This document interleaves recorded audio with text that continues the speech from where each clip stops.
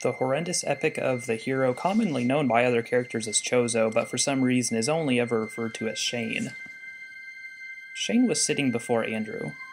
"Teacher," he said, "how does one make good art?" "Well, my student," said the wise Andrew, "in order to make good art, one must first learn to make bad art."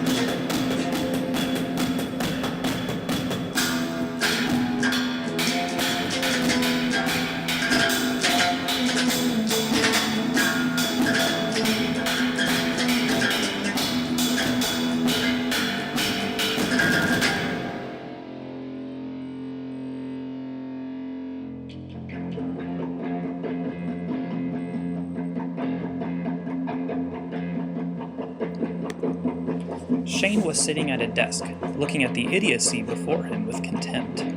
It appeared that the guy before him wanted to fight or something. Shane thought he was in a job interview, but it turned out to be some kind of poorly designed trap. Clad in a nice button-down shirt, slacks, and neat hair, Shane had strolled into the office hoping for a better experience than this. The human resources guy was not the human resources guy, apparently. He doubted that the company would hire some kind of alien ninja and give it the job of bringing people into the company. The economy wasn't low enough for that. In fact, the place he was at was none other than a humble car wash in Yakima, Washington. It occurred to Shane after he had incapacitated the creature with a nearby lampstand that car washes probably wouldn't bother to have a human resources department. It just didn't make a whole lot of sense. But at the end of the day, Shane didn't have a thorough knowledge of business diagnostics. His brother was the same way. The creature had begun his attack by producing a high-caliber blaster pistol and pointing it at Shane across the interview desk. Shane's blood pressure increased, and in the blink of an eye, in the midst of an incredible state of acute reflexes, he grabbed the nearest object to him on the desk, a small flower pot, and hurled it at the gun before it could point at him. The pot struck the alien's hand and knocked the gun temporarily aside, though not out of his grip. Shane, in warlike fury, yelled as he grabbed the side of the desk and overturned it onto the alien. Papers and pencils scattered through the air. The assassin, shifting himself out from under the desk, managed to point the gun once more at Shane, but it was half a second too late. Shane, descending on him, simultaneously disarmed the gun hand and forcefully broke its wrist. The assassin didn't miss a beat, but produced a knife with his left hand and swung it out at Shane. The knife made slight contact with Shane's skin as he jumped back, tearing the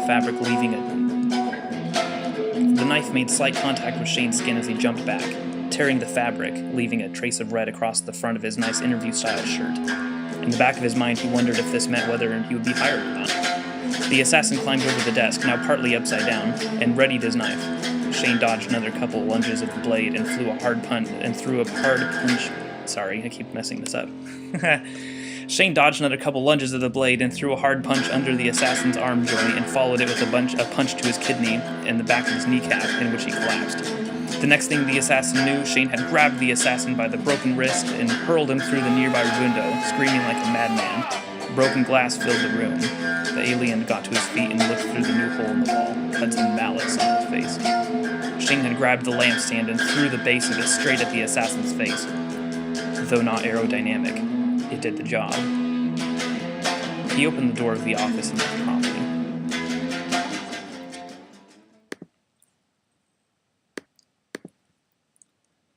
A few days later, Shane had been summoned to the Epic Hero base.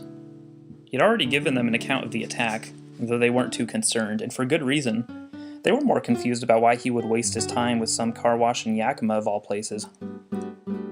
They gave him a mission offer. It turned out that there was a planet in the Getty region that the natives called Crags that hadn't made much contact outside the region, aside from a few contacts with epic heroes in the area. Shane's job was to establish positive relations between the world leader, known locally as the Omelet, and the epic hero organization, giving them non-hostile access to the planet and open communications for possible trade. Shane left promptly in one of the available ships, the Guardian. A team of epic heroes that took charge of the large vessel would accompany him there, though Shane alone would descend to the planet's surface by means of beaming. The trip took approximately a day to complete. Shane dressed himself up in a formal red robe emblazoned with the markings of the epic heroes. It looked more like a trench coat in reality. Once in orbit around the planet Crags, Shane was summoned to the beaming room. He'd already been briefed on the state of the planet. It was fairly undeveloped, though some intel implied that some areas may be significantly advanced. Ultimately, the information was partly unclear, and Shane would serve a dual purpose in also observing the state of the city he'd be arriving in. They were expecting him, so there shouldn't be any issues. Shane was then beamed down to the dusty gates of the great city of Kemet. It was a walled city with stone. When the guards saw Shane, they immediately began opening the gate, and he entered. The gate closed behind him. The inside of the gate was surprisingly spacious. Looking around him, Shane realized that the wall around the city must extend for hundreds of miles. He couldn't see the wall where the city ended. Trees and small forests grew freely, where a dirt road wound its way through the territory. Shane followed it for approximately a mile before he was greeted by a man in simple brown clothes who bowed before him. "Welcome, Ambassador," said the man. "We are grateful to have you. Come this way to meet the Omelet." Shane was led to a building held together with brown wood boards. Once inside, he met a bearded man dressed in a bathrobe. "Ambassador Chozo," said the man, "I am Omelet James Augustus Tranquillian Bellhop. I hope that you feel perfectly at home in our humble city of Kemet. Do please sit down and join us for dinner." Shane sat and ate with the Omelet's royal family. The servants, surprisingly enough, were horses. The food was okay. Hopefully not poisoned. The discussion went well. Omelet Bellhop seemed a pretty reasonable guy and didn't have any qualms against the epic heroes. "How did you train your horses to make food and serve you?" asked Shane. "I didn't," said the Omelet. "I built them. They're cyborgs." Shane looked closer at the eyes of the horse filling his cup with water. Its eyes gave off a small red glow as they looked back at him. "That horse is named Jabberwocky." By the end of the meal, the conversation had taken a sudden, unexpected turn, however. "I will make peace with the epic heroes on this condition," began the Omelet, "that you marry my daughter Trinidad." Shane suddenly looked up from his food at the face of Omelet Bellhop. He couldn't tell if his expression was serious or not. He glanced at Trinidad, who was there, who looked down with a blush and a smile. "Sorry," said Shane. "I'm taken. I have a girl back home." "But I thought you were married," Bellhop said, confused. "I'm not." "Then you can marry my daughter, then." No. Omelet James Augustus Tranquillian Bellhop looked at him intensely. But for only a slight moment. His countenance quickly became cheerful, and he stood from the table. Shane stood also. "Well, I wish you good blessings on your travels. Let me know if you change your mind." Shane looked him in the eye and left the house. By now, night had fallen as Shane walked back on the road he'd come. He activated his communicator and sent a short message to the Guardian. "Chozo requesting to board." "Copy that," came a voice. "Triangulating your position now." Shane heard a sound behind him. He looked and saw nothing, but he didn't lower his guard. "Position triangulated," said the voice. Beaming in 5, Shane's eyes widened as he saw the red eyes approach him in the darkness. Hooves clopped the ground as Shane saw fangs glisten from the light of 2 moons. The sight of the beast charging him faded from view and was quickly replaced by the beaming room aboard the Guardian. "We have to get out of here," said Shane, eyes still wide. What happened?" said David.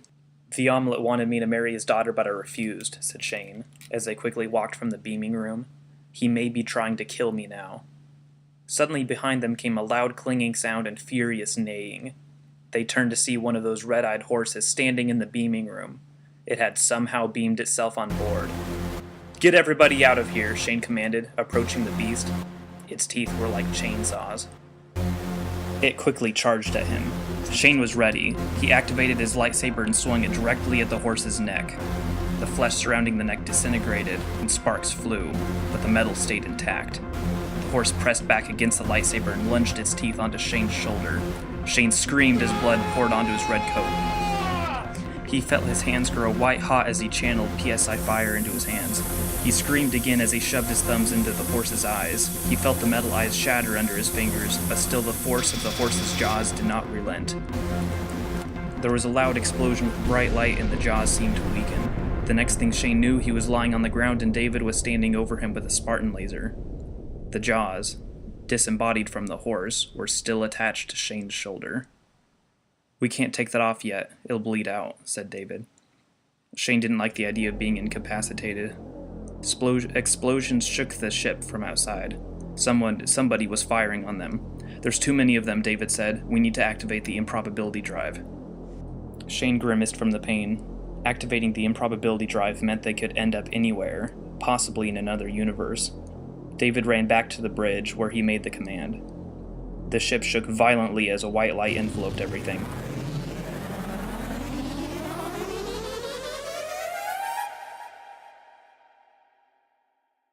The next thing he knew, Amilasam and David were prying the jaws off of him. Blood ran onto the metal floor of the beaming room. Then Amilasam, his hand glowing with PSI healing, punched him in the shoulder. Shane yelled as he felt the shoulder heal up. It was a strangely good kind of pain. "I had a vision of what was happening," said Amilasam, "so when you activated the improbability drive, I managed to pull the ship to materialize here." They stepped out of the Guardian, upside down, onto First Street in Selah, Washington. The ship had fallen directly on the street and was blocking half the street. "We have to get moving, though," said Amilasam, running to his parked car.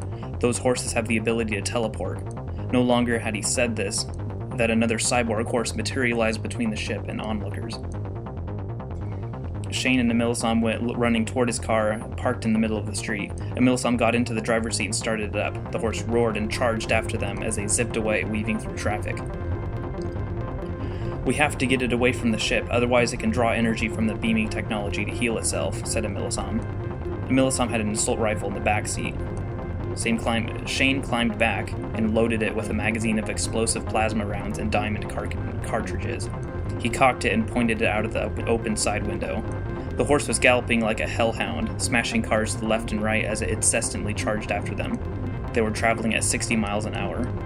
Shane pulled the trigger on full auto, and the rifle shook in his arms as white-hot rounds burst forth from the barrel. The horse shook as the round slammed into his body, bits of metal tearing from his body as it ran. Amilasam cranked the wheel as they slid onto a side street. Shane was almost thrown from the car from the force. When he repositioned himself, he looked up to see a rocket emerging from the horse. A steering sound filled the air as it fired at them. "Amilasam!" cried Shane. "I see it," he said, and did a U-turn. The tires squealed as the Gallant power slid in a full circle through all 4 lanes of Selah Loop Road. The rocket flew past them and struck fence by the street, where it exploded with a loud bang of wood and dirt. The horse, carried by its momentum, slid past them too as it tried to turn around. Amilasam revved the engine once again and accelerated down another side street. Shane set his sights on the horse and fired several more rounds.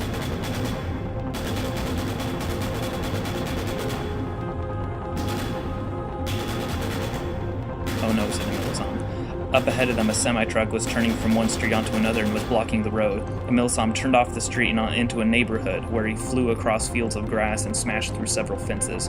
His speed was falling and the horse was catching up. Despite the flurry of plasma rounds tearing metal from its body, the beast roared and struck the side of the car with a hoof. The Gallant spun 2.5 times through the grass, and the rifle was thrown from Shane's hands as he was knocked onto his back onto the seat.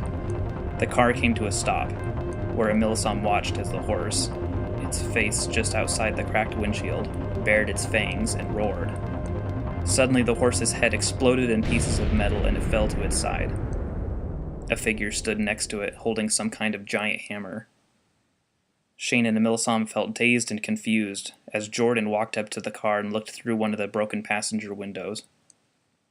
"Hey, brothers," she said in her usual voice. "I saved you. You couldn't even beat it on your own." "Yeah, right," said Shane. "We weakened it for you. I shot it like 100 times. I blew several pieces off it." But Jordan just smiled her usual smile and went on her way. When Emilsom and Shane returned to the Epic Hero base, it turned out that the third last horse, Servant, had materialized there as well. Fortunately, at the time, Lily had been pushing a large EMP unit from the receiving dock to one of the equipment storage rooms. When the horse appeared and began attacking people, she managed to activate the EMP and disable the cyborg. Fortunately, the building had plenty of backup generators because everything went down, but power was up in less than an hour. Internet was down for a few more, though. When the leaders of the Epic Hero base heard from Shane what had happened, they just laughed.